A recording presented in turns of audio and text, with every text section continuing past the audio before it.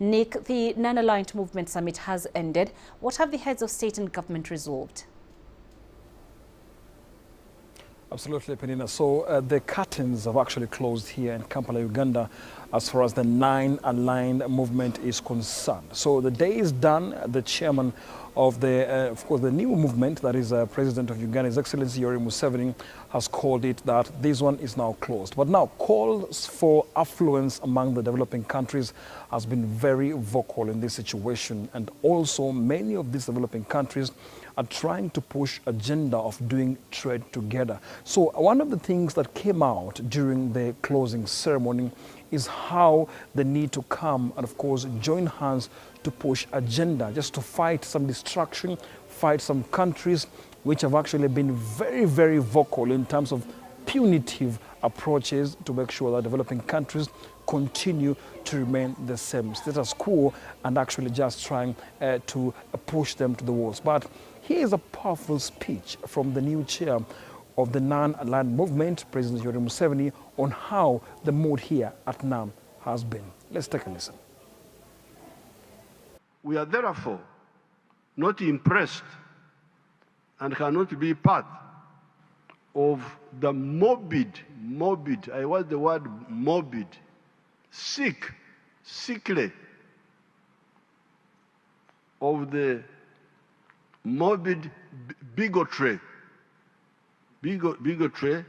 of uni-ideological thinking of this or that type. When somebody says, this is the only correct idea, this is the only correct idea. If you don't believe in this, I will attack you. Really?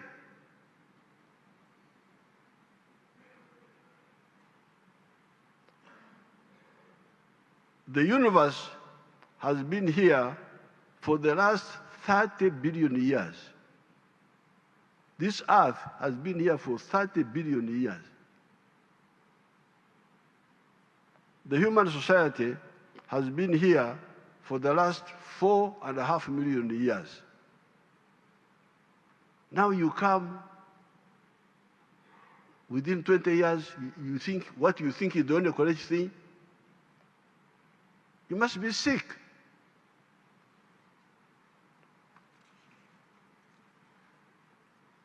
You therefore should not have the audacity to impose on the society you live in, let alone the world, your narrow, uni-ideological orientation. Therefore, we, the resistance fighters of Uganda, are flabbergasted and look down with contempt at the philosophical, ideological, and strategic shallowness of some of the actors of the world. Why not respect freedom of everybody if you say you are a Democrat? If you say you are a Democrat, why don't you respect the freedom of everybody? Right, so Nick, coming back to you, how are the resolutions from this summit to be enforced or implemented?